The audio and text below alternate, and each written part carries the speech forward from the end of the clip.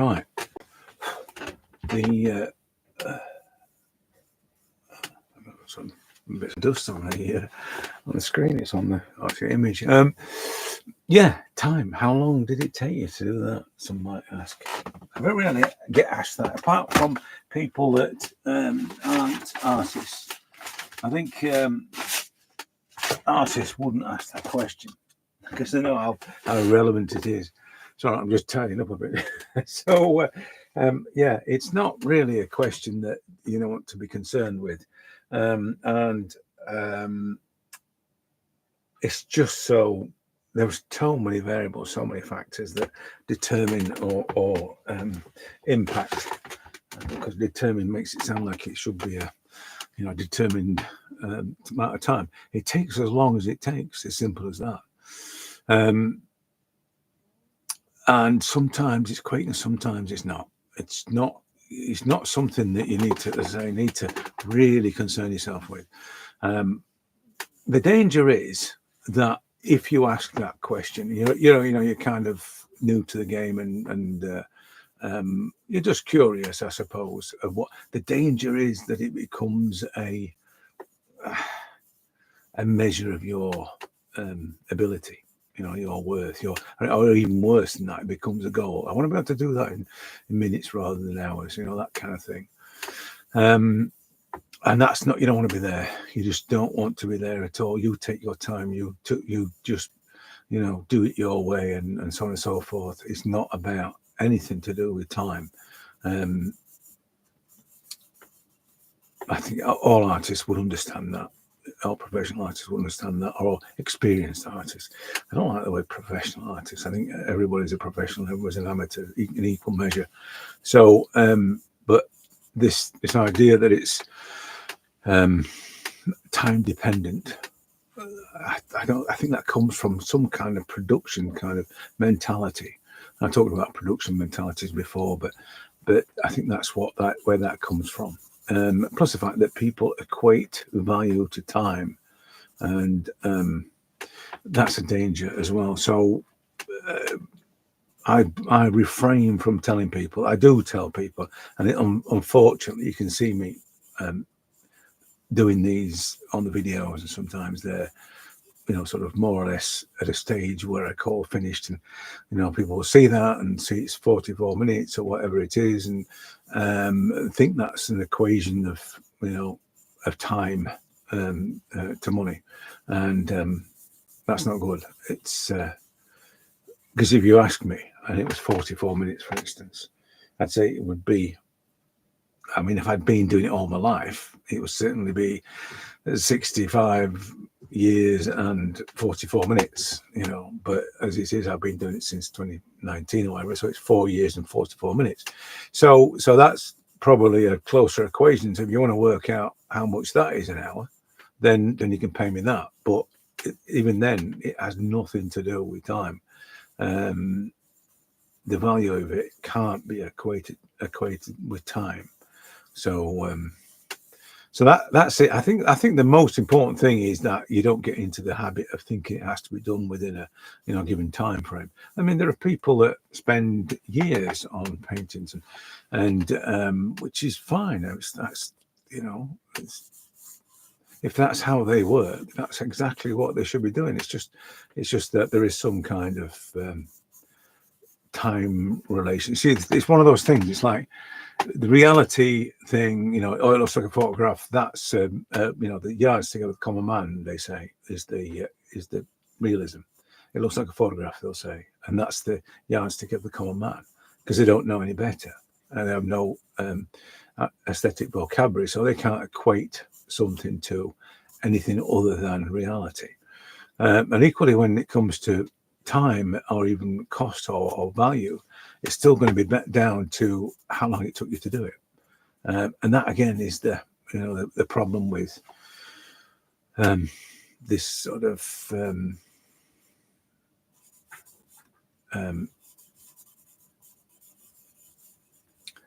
lack of understanding. And if you come into this having not done it before, getting locked into the idea that it has to be done within a certain time frame can be really detrimental.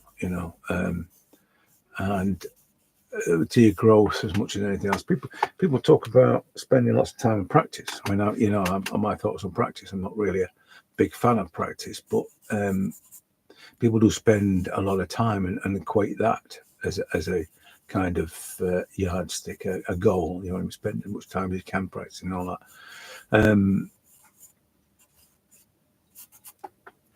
But sorry, I'm going to sharpen this bit of charcoal. I'm on the what they call the fag end of this at the moment. Look at that, it's tiny. I'm on the fag end of it, and I just think the whole time thing is just it's like many things. It's like the style thing. I sort of just another thing. I talked about that the other week. Style. It depends on your style. They'll say. No, it depends on how I respond to this particular subject, this face. That's what it is. Well, style. If you want a style, it is fine, but it's irrelevant. Style isn't something that is acquired or rehearsed or practiced or whatever. It's just something that happens as a consequence of you doing this. You develop a style, and that again is another reason why time shouldn't be a component, because it may well be that you're somebody that really suits doing hyper-realistic images. It suits your temperament, that kind of thing. But you've got back of your mind, you've got this idea: I want to be quick. I should be quick. Everybody else does it really quick, but you can't do realism quick. You can't do hyper-realism quick or anything like that. It takes time and patience and all those sort of things. And that's, you'd be missing out on that if you think it's all about working really quick. So this is another reason why it's a dangerous thing. You might not be the artist that you should be just simply because you think it should be done in a certain way. You should be able to do this. You should know this, and and all that sort of pressure. And it stops you from reaching your true potential, and that's not good, is it? That's not good. This is our own. All of us have a very different journey in terms of of making art, and all of us have a different outcome. And how we get there is completely different for everybody. There's these kind of schools that will take you through the basics and whatever, but at the end of the day, it's your journey, regardless how you're instructed. It's still your journey, and as I say, it's you got to respect that in order to get the best or to become all you can become. Otherwise, as I say, you're just gonna fall at the first hurdle, if that's the right analogy. I don't think it is, but you're gonna certainly not achieve all you should be achieving because you're too busy thinking that it's got to be done in a certain way. I mean, the problem is that there are people that will tell you that it's got to be done in a certain way, and they'll also tell you that it's got to be done with a certain time limit. Now, you see this manifesting all the time, this thing of, I just do, let's do some 10-minute sketches and all this sort of thing. And see, time becomes the controlling factor when they do that. And that's not good. That's not good at all.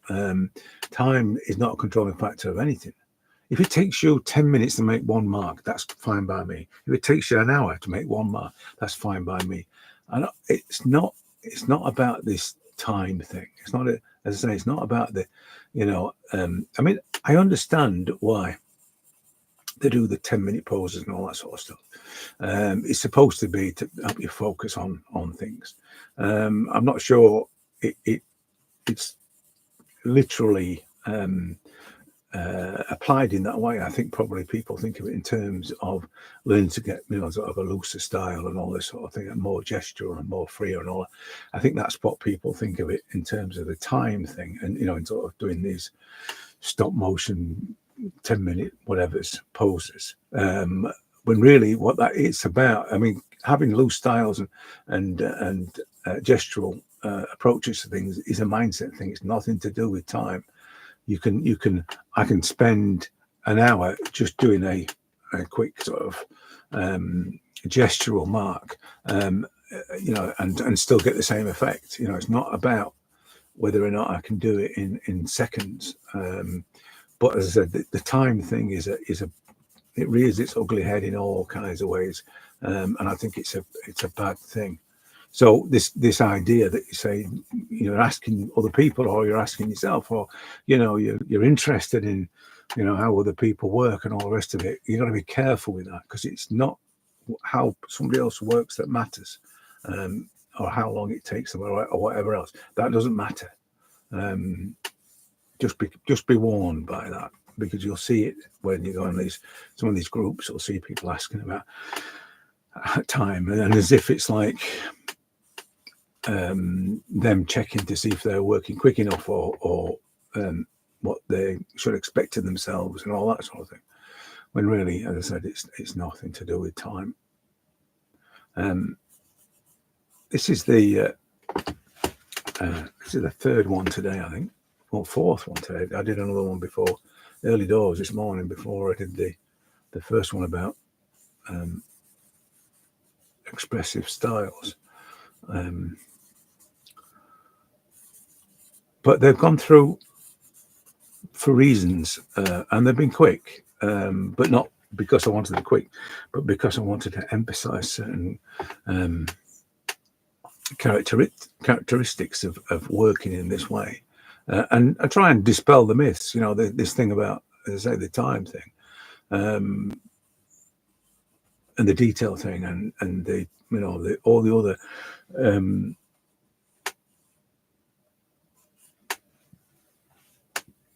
pressures and assumptions that people make about doing this. As I say, it's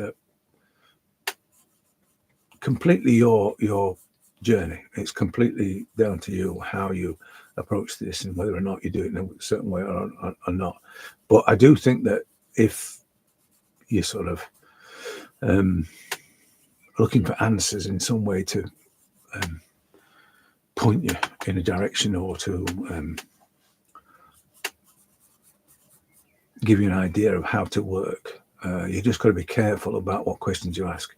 So this thing of the expressive thing this morning, or loose style, or whatever you want to call it, all that kind of thing isn't about technique, and it isn't about practice or anything like that. It is simply about your mindset, and that's the number one thing. If you can fix that, chances are everything will be fixed. So you certainly won't be worried about time if you have the right mindset. But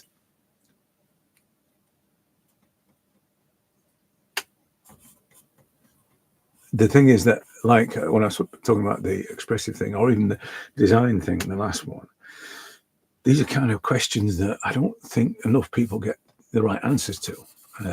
They get the stock answers, they get the academic answers, and even, artists do it. It's not, artists reaffirm the academic thinking because they went through it, so they're going to justify why they went through it, and consequently it's going to say exactly the same as what everybody else says, instead of saying, well, actually it doesn't matter. It doesn't matter about this. It doesn't matter about that. You won't get them contradicting their path. However enlightened they might think they are, you won't get that. You'll just get the same old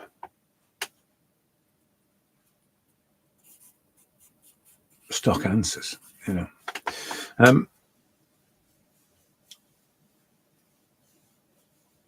It's interesting when today has been, a particularly, I suppose, fruitful day in terms of the drawings and how the drawings have evolved. But I haven't really been in a frame of mind, because that's a big thing for me, that I wanted to do any kind of detail or any kind of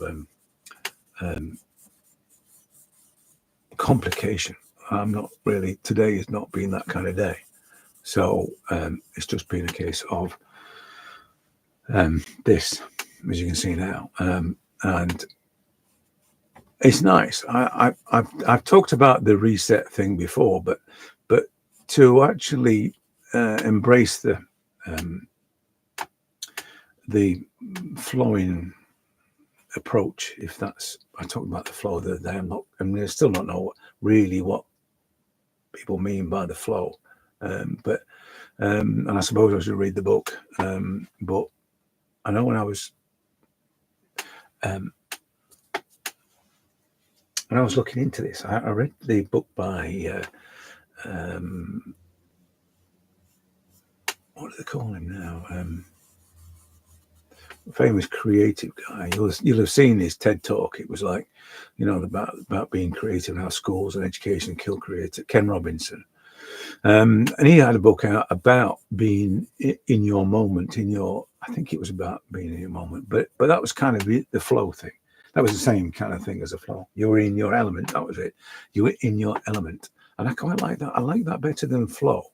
I think the flow thing is some kind of it has a connotations like, sort of psychological, psychobabble kind of connotations, where being in your element was, basically when all your physical attributes and your mental attributes align, I suppose, which is not flow. I think flow is just a mind state, or that's what they say it is. So I like Ken Robinson's answer. And if you've not seen the video about him, it's 10-year-old now, and he's died now, God bless him. Probably one of the most insightful educationalists, I think. It's a shame that in the UK they never sort of took on board what he used to say, but I think they did in the States. So, but yeah, look, watch his thing on YouTube on TED. It's about how education kills creativity. But yeah, so today, whether or not it's a flow state thing or whether it's just an imperative thing, I think probably I was trying to really make a point with what I was doing today. So I suppose, rather than this is how I draw, this is how I drag lines around, this is how I make tones and all the rest of it. So I wasn't doing that, and consequently, kind of the results are different. They're better, I think. It's because I'm not trying to explain why I'm doing what I'm doing. I did on the design thing. I think on the design thing, which was the young girl, which was, I think it wasn't that one, was it? That one. I think it was that one, or it might have been this one. So this was another one that was done today. So no, it wasn't that one. Wasn't that one? Definitely wasn't that one. It was this one. So in a way, I was trying to explain about design and how design of something. You can see the design in that. It's not just a straightforward drawing. But other than that one this morning was about the expressive sort of thing. Is it expression, But I think that when I'm not trying to explain what's happening, I do get better results, which is interesting because it's like I'm not. It's not going through the part of my brain that requires me to explain what's happening. So I'm not going through that bit. It's going straight from sort of from my eyes to my hand. I think that's probably the best way to describe it. I think there's other things at play, obviously, but I think this is what I'm with the left and right brain thing. When I'm looking at something, it isn't just a case of it's purely creative, because I'm assessing the relevance of things. I'm assessing the tonal values of things. I'm doing all of that. That's not left brain. That's not right brain stuff. That's left brain stuff. There's an element of logic in that. So I'm not sure how you can sort of say, it's all right brain. Creativity is all right brain. It's not. It's both. It's both. I can't see how it can be any other than both. Not unless you're just daubing like an elephant with daub paint on a piece of paper. But if you've actually engaged with this, of course your right brain's involved in it. Your left brain's involved in it. Like I say, I don't really take much notice of it, and often get the two confused, as you can tell. But I wouldn't. I definitely wouldn't say that it's just one part of your brain that's doing this. It can't be, can it? Makes no sense, despite what the woman said.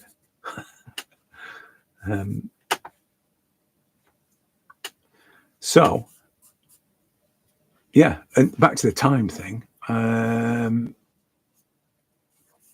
it's how long is a piece of string. I mean, if a client, I mean, I don't do commissions, but if a client ever said to me, how long? I mean, when I worked as a designer, clients would say, I've got X amount to spend, and that would equate to so many hours of our time. Different thing altogether. They'd ask how long sometimes, and that was very difficult because they were on a tight budget or whatever. That was really difficult to do. And sometimes we'd end up just giving away a lot of our time, and they get more than what they pay for. You just can't help it. That's what happens with a design job. It happens with making art as well, with making portraits. You can't. There are times when you can't say how long it's going to take. So I think it's best, particularly if you're setting out on this journey, on your portrait journey, I think it's best not to worry about it. It just takes as long as it takes, and just the fact that I can do it quicker, or somebody else can do it quicker, or somebody else does it slower than I do, it's irrelevant. It's nothing. There's no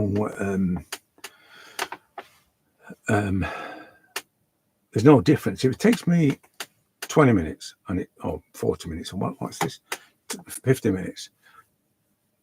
What am I looking at here? Clock, right, 21 minutes.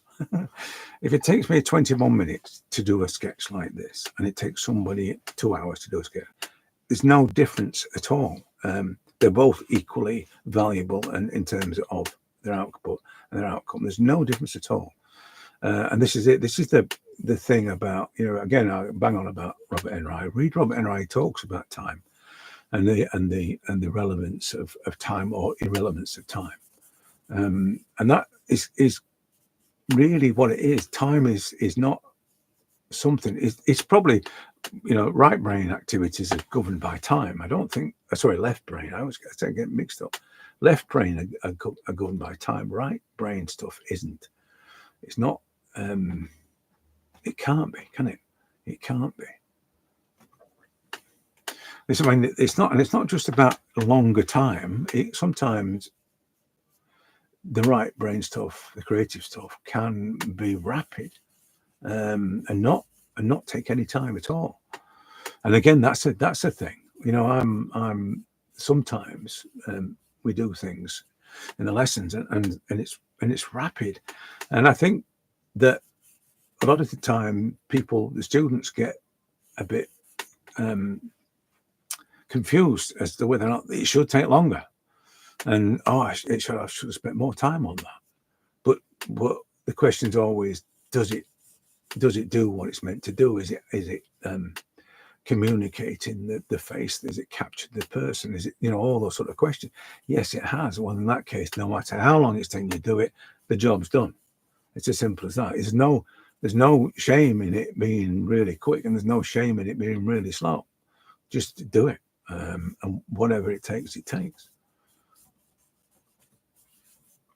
But I think the style thing is the complication. This is the style. I think people acquire styles by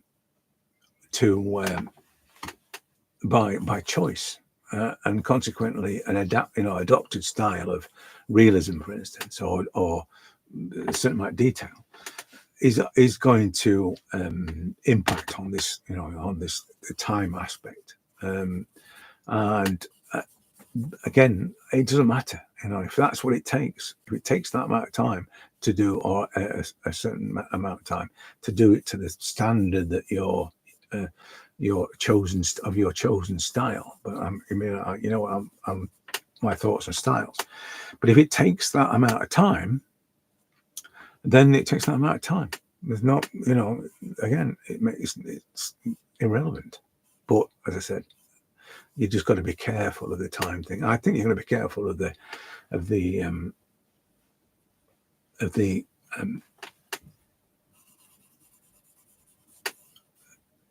styles as well. I think you got to be careful of styles, because people adopt styles for a variety of reasons. Most of them are wrong. I don't think anybody should be adopting a style. I just think the styles adopt you. I've said it before, I know, but I think that's the best way to look at styles. So, because the trouble with styles is that they come with baggage. So my style is I'm going to be hyper realistic and all this sort of thing.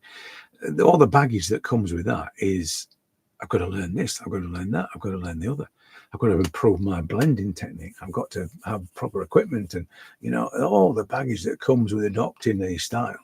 When really, if it was just a consequence of your endeavor, the style, you may do all those things. You may insist on the right kind of material. You may need to learn certain things, skills or knowledge, but they're a consequence of your intention. They're not the deliberate.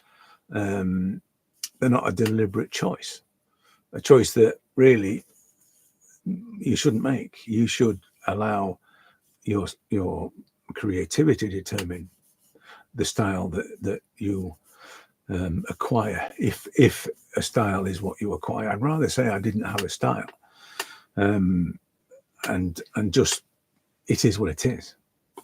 None of the time constraints and things like that none of that is relevant anymore, because I'm not applying it through the filter of a style. So it's no longer necessary for me to worry about the time aspect, because my expression, my response and my expression is and how it manifests is in charge of. It's not about any kind of predetermined style. Anyway, this is just about done, apart from sorting the hair and just balancing the tones, I think. But that's all I wanted to talk about. Really was the time thing, not to get bogged down by the time thing. If people tell you, if you want to know, ask them. But generally, I would say take it with a pinch of salt. The thing about it is, if people ask me about time, firstly, that they're not artists, because an artist wouldn't ask that question. But secondly, I can't. Sometimes I don't know. I don't keep a stopwatch running while I'm doing it. So apart from saying this, which you've seen now, and I'll carry on tinkering with it afterwards, just to sort of sort out these waves and things, and put a bit more into it there, just make sure that the things are in the right shape. But I don't really keep a record of how long it takes me to do something. They are pretty quick, as you've seen when I do them, but I'm not stopwatching. I haven't got a stopwatch going, which is crazy, because you've got shows on the tally that say you've got 4 hours to paint this. And someone said to me, 4 hours, you'd probably have a couple of 3 done by that, and I probably would, but that's not important. So even in those pseudo kind of professional environments, people are applying time restrictions, which is crazy. It's crazy, They come on the show and this. How long did it take you to do your self-portrait? It took 4 weeks, and they'll be amazing portraits, and then they can come on this show and they're going to put themselves under some crazy, silly constraints of what you can only do in 4 hours. Just ludicrous. So the time thing I just think it's the muggles, the non-creatives, that think that time is anything to do with what we do. They just like it to be relatable, or they can't comprehend it if it hasn't got some kind of time allocation to it. It's done within a certain time, because they want to, they place the value on it because of the time, as I say. But we're not making widgets. This is not manufacturing. It's back to this. People not understanding what it is to be creative. But it's also about artists just not standing up and having a spine and saying, no, it takes as long as it takes. Oh, yeah, I'll do it in 4 hours. Not a problem. I'll do it in 4 hours.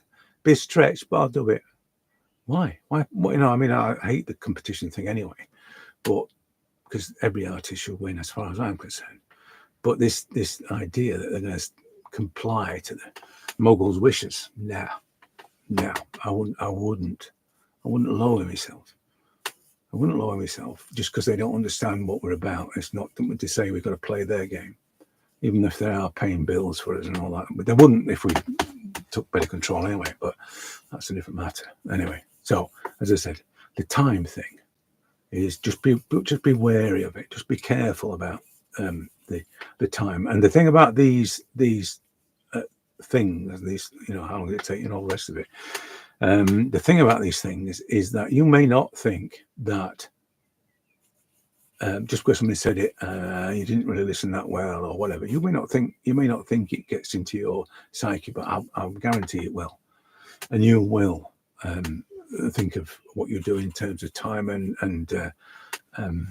it will become a factor in the way you work. So, as I said, just be careful with that. It makes no difference. It just what's really important is that you find you and you find you at the right pace, and not governed by somebody else's pace. Because the other thing about it is the detail, the outcome thing. A lot of people will look at other people's outcome. You look at, say, we're talking about portrait charcoal, for instance. We look at Oliver Syn. How long has it taken Oliver Syn to get that good?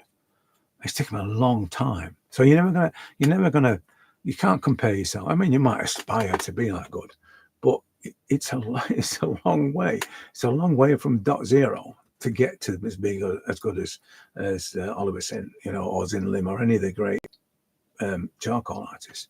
It's a long haul to get there. So as I said, I'm very wary of people that ask you how long it takes you to do something. It's been my experience generally that there are people that aren't artists, that they don't understand how all this works. Anyway, so as I say, I'm done with this. So yeah.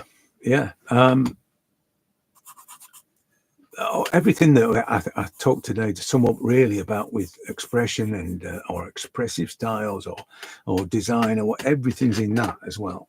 So there's a hell of a lot of design. I'm just going to have to tweak all the tonal bios because, as you can see, there's a tonal imbalance there. This is the problem with highlights and shadows.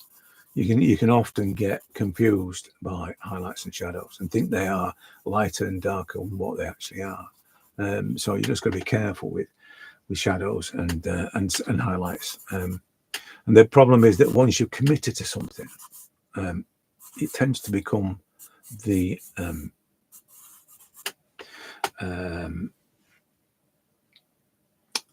determinant of other things. So you commit to a highlight and or a shadow, and it becomes the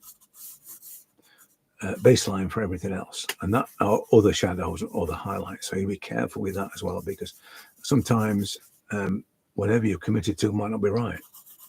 And it's often the case that you can commit to something that you think is a highlight, and actually it's just a lighter tone. So it's a real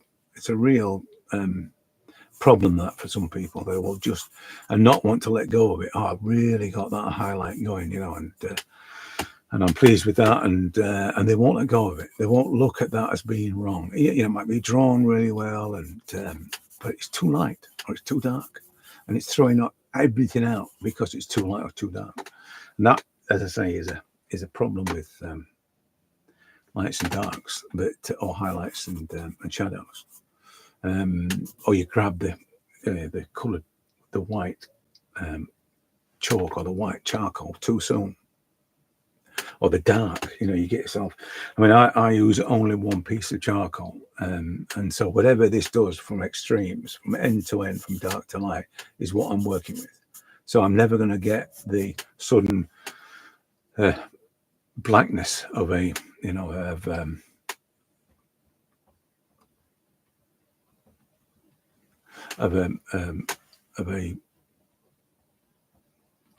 another piece of charcoal. I'm never going to get that. You know, when you use when you're using graphite and you suddenly use charcoal, you know that sort of imbalance that you suddenly see, which you're seeing a lot. And there are people that use white crayons or white charcoal, and it ends up looking like it's wrapped in cooking film, you know, the cling film, because the tones undulate, and it looks really good with white charcoal on these shiny bits on this person's face. People's faces don't shine, but people insist on using white charcoal or white crayons, you know, or chalk. Weird. I'm not sure why. The lights and darks exist within this. They're all there within it. You just have to learn to manage them. But it's too easy to reach for the white charcoal, just to sort of you think you're kind of creating something that sparkles, when really you're creating something that jingles or jangles, you know, sort of and vibrates with the unevenness of tonal balance. So yeah, you've got to be careful with that, which is, as I say, the same for everything. But when you see people doing it, it's the same reason when I'm talking about time and somebody said, oh, it only takes me an hour, or you can be knocking these out in an hour, and you take that on board because that's what you think it should be. And then you'll see people using white chalk and you think, well, that's what it should be. And you take all these things on board, and really it's not how it should be. It just so happens to work for that one person. That's how they answer the problem. If it's a problem, that's how they answer it. But as I say, all these things can sometimes override your own journey, the journey you're on. So, as I say, just be careful what questions you ask and what you listen to and what you take on board.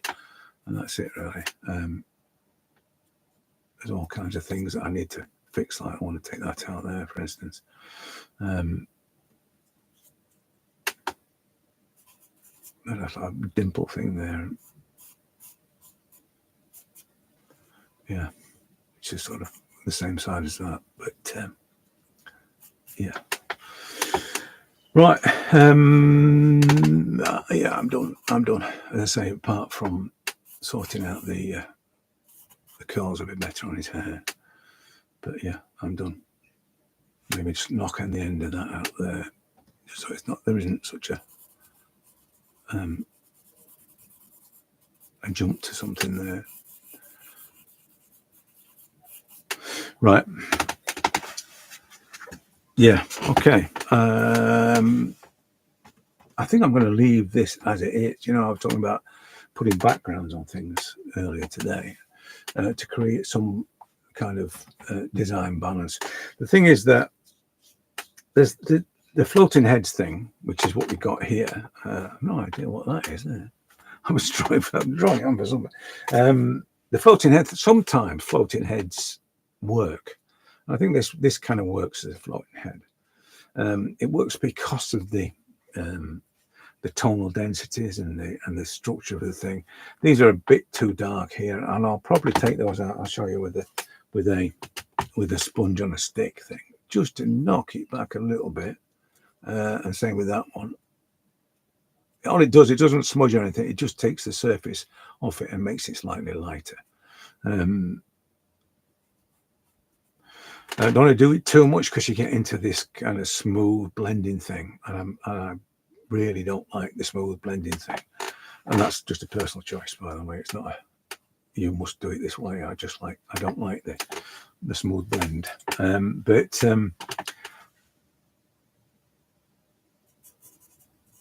and it's slightly darker in there, just in there, which is the same thing as what's there. Yeah. But as I said, floating heads, sometimes they work, sometimes not. This one works. And again, this is back to the how long does it take you thing. And, so I can't say that you should always use put a background on a floating head, because sometimes it works. In this case, it's worked. So, and that's it. Right. As I say, I'm not going to spend any more time on it.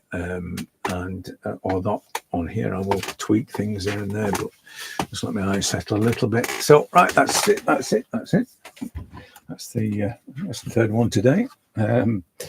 And just be marks with one tomorrow. We've got lessons tomorrow, so I'll catch you tomorrow.